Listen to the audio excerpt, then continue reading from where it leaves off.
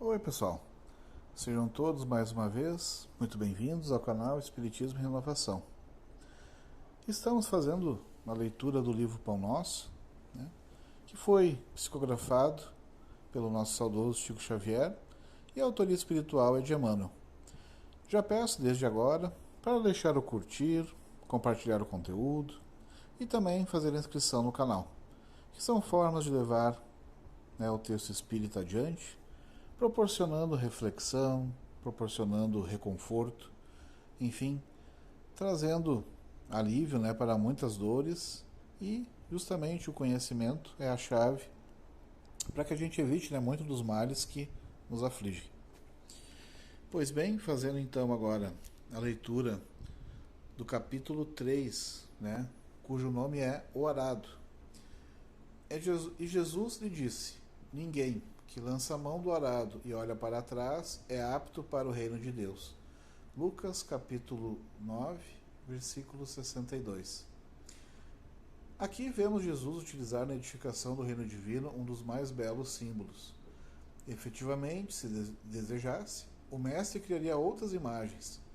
Poderia reportar-se às leis do mundo, aos deveres sociais, aos textos da profecia, mas prefere fixar o ensinamento em bases mais simples.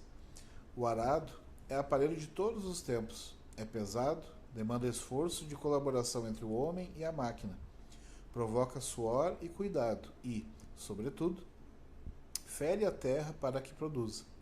Constrói o berço das sementeiras e, à sua passagem, o terreno cede para que a chuva, o sol e os adubos sejam convenientemente aproveitados. Bom, fazendo um comentário até dessa parte, fica bem clara essa vinculação, porque o trabalho é a força motriz da evolução. Ficando na ociosidade e não realizando alguma tarefa, o indivíduo prejudica principalmente a si mesmo. E vale salientar que no entendimento espírita, o que é trabalho? Trabalho é toda e qualquer atividade útil.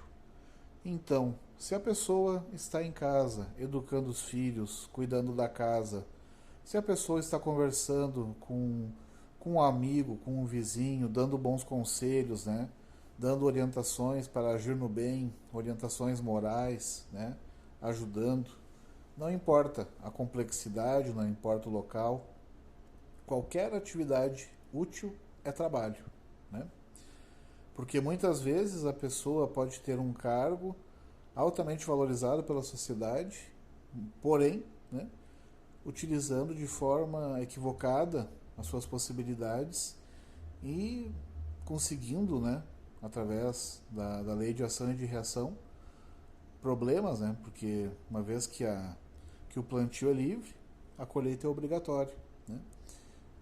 Então, mais vale o trabalho simples, o trabalho bem realizado, do que a relevância social, de a gente se deixar levar pelos valores do mundo, e muitas vezes perdendo a paz de espírito por causa desses valores, porque a busca do poder político, a busca do dinheiro, a busca, enfim, de qualquer coisa que possa degradar a condição humana, não tendo por base os valores cristãos. Pois bem, continuando, é necessário, pois, que o discípulo sincero tome lições com o divino cultivador, abraçando-se ao arado da responsabilidade, na luta edificante, sem dele retirar as mãos, de modo a evitar prejuízos graves à terra de si mesmo. Aqui, Emmanuel, ele fala de maneira bem clara, a terra de si mesmo. Ou seja, porque a gente está, na verdade, arando o próprio solo, o símbolo do plantio, da colheita, simbolicamente, sim, a gente coloca sementes no nosso próprio solo. E se a gente pensar numa analogia de uma fazenda com extensos hectares, todos nós plantamos coisas boas, muitas vezes podemos se equivocar e plantar coisas não tão boas assim, mas que a gente tenha em mente, né, que a gente esteja ciente dessa correlação.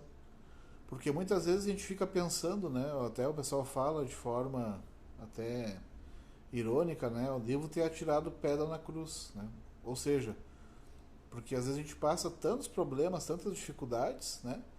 E justamente, né, porque como nos traz, né, as obras espíritas, né? Porque tudo aquilo que se a gente passa hoje, né, se não é causa imediata dessa encarnação, isso é decorrência de outras, né, de encarnações pretéritas. Mas é justamente através das dificuldades que a gente tem a possibilidade de refazer as coisas, né? De refazer relações doentias, de refazer a relação com o dinheiro, de refazer, né, a relação com o cuidado da saúde do corpo, com o refazer a relação com a saúde mental, né? Enfim, todas as, né, os meios, né, nos quais circulamos, a gente tem essa possibilidade. Mas claro, também não nutrindo, né, a fantasia, né, de por conhecer o espiritismo, né, e conhecer várias obras, né, de excelente possibilidades reflexivas, né, isso não vai nos transformar automaticamente em anjos, né? Porque a gente sabe que a graduação, né, a elevação das nossas faculdades, ela é sempre paulatina, né? Ou seja, a gente faz o entendimento de algo e com o passar do tempo, né, o passar dos anos, o exercício constante, que é o que traz aqui, que é o arado, né, depois de algum tempo, né, e a simbologia, né, do plantio ela é muito rica, porque algumas coisas a colheita é imediata. Né? Tu planta alface e pouquinho tempo tu já tem um pé de alface para poder, né, se alimentar dele. Se tu plantar uma bergamota, uma laranja, né, depois de alguns anos, 2, 3 anos, tu já vai poder colher. Mas tem árvores que demandam mais tempo, né? Se tu pensar no abacateiro, 7, 8 anos, né? Tem plantas, né, que demoram para produzir, por exemplo, que nem a árvore, né, do pinhão, né? 25 a 30 anos para produzir. Mas, enfim, não se apegando tanto à precisão desses dados, né? A reflexão que fica é justamente que a gente faz o plantio e muitas coisas a gente vai colher nessa encarnação e outras, né? Outras situações, né? Outras colheitas, outras messes, elas só vão acontecer daqui a pouco, daqui a 1, 2, 10 encarnações. Então a gente é sempre convidado a fazer essa análise. E da mesma forma que coisas boas podem repercutir no curto, no médio e no longo prazo, as colheitas, né, equivocadas, elas também. Né? E como Deus é bondoso, Ele permite que a gente só recolha o produto, né, a colheita, que muitas vezes pode ser pesada, né, porque muitas vezes a gente, né, semeou muita dor. A gente só vai fazer a colheita quando houver a real possibilidade. Porque Deus, ele é misericordioso, ele é bondoso, ele não vai fazer com que um filho seu, né, seja, digamos, entre aspas, massacrado pela lei de causa e efeito. Não, esse não é o objetivo da lei, né? Porque ao mesmo tempo que Deus é justo, Deus também é bondoso, ele é misericordioso, né? Então ele vai fazer as coisas, né, dentro da sua sabedoria infinita, da melhor forma possível, para que cada um possa evoluir. Mas isso, né, como diz esse texto aqui, não dispensa o trabalho. Continuando então a leitura, meditemos nas oportunidades perdidas, nas chuvas de misericórdia que caíram sobre nós e que se foram, sem qualquer aproveitamento para o nosso espírito, no sol de amor que nos vem vivificando há muitos milênios, nos adubos preciosos que temos recusado, por preferirmos a ociosidade e a indiferença. Então, né, meus irmãos, aqui fica claro que muitas vezes a gente recebe tantas coisas boas, né? Daqui a pouco a gente recebe uma família, né, uma boa família, a gente tem a possibilidade de um bom emprego, a gente tem tantas coisas boas e a gente faz mau uso, né? Por preferir a ociosidade e a indiferença. Em um dos livros, né, que André Luiz traz através de Chico Xavier, ele comenta, se não me falha a memória, no livro Libertação, né? Que eles estão num umbral bastante denso.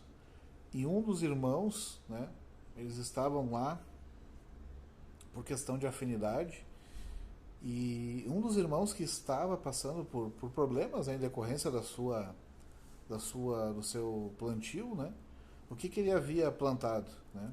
Ele era uma pessoa saudável, né, e, e ele estava sendo colocado ali entre os caluniadores. E aí ele colocou, não, mas eu nunca falei mal de ninguém, nunca.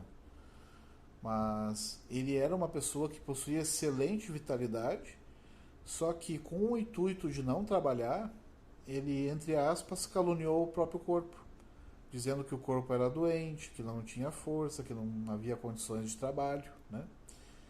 E em decorrência disso, né, de ter faltado com essa necessidade que é o trabalho, né, e principalmente, né, de fazer a parte que lhe cabia, ele acabou ficando, do ponto de vista espiritual, numa zona umbralina bastante densa, em decorrência dessa falta, né? Então, meus irmãos, né, fica sempre esse convite à reflexão, porque os menores gestos, né, sejam para o bem ou sejam para as trevas, sempre tudo tem repercussão. Pode ser, que nem já falamos anteriormente, às vezes as repercussões não são, né, na própria vida, durante a própria encarnação. Que nem o caso desse irmão, ele conseguiu, né, se aposentar de forma rápida, muito cedo. E o que ele fez com esses anos, né, que ele ficou recebendo a sua aposentadoria? Numa ociosidade total, né? Só servindo a si mesmo, né, sem produzir nada de bom. Enfim, e aí ele acabou colhendo as consequências dessa sua conduta, né? Pois então, fazendo o seguimento da leitura, examinemos tudo isso e reflitamos no símbolo de Jesus. Um arado promete serviço, disciplina, aflição e cansaço. No entanto, não se deve esquecer que, depois dele, chegam semeaduras e colheitas, pães no prato e celeiros guarnecidos. Então, né, fica muito claro que sim, né, não vamos romantizar, né, existe aqui, ó, fala literalmente ali, ó, cansaço, aflição, né, porque quem está no campo muitas vezes, né, está ali no trabalho, fica naquela expectativa da colheita, né, muitas vezes a gente faz as coisas, né, enfim, não somos reconhecidos, né, ou seja, são as aflições, a convivência no nosso mundo de expiação e provas não é algo fácil, né, é algo que de fato provoca cansaço. Muitas vezes, né, mesmo a gente tendo, né, um norte sadio, correto, tendo algo, digamos, que merece ser feito, merece ser realizado e não se concretiza, né, porque muitas vezes as instituições estão deturpadas, né, as coisas não correm como deveriam acontecer, né, ou que nem nesse exemplo desse irmão que se valeu, né, do artifício, né, entre aspas, da calúnia de si mesmo, né, do próprio corpo, mentiu sobre as suas possibilidades de trabalho para se beneficiar. Então, muitas vezes o mal prospera no mundo, mas, enfim, as consequências acabam vindo, né, cedo ou tarde. Então, né, meus irmãos, a leitura já foi encerrada. Eu acho que temos bastante, né, e farto material aí para reflexão, né, sobre a importância do trabalho, de cada um realizar a sua parte, de não sermos egoístas, né, de dividirmos aquilo que temos, né, em todos os âmbitos, né.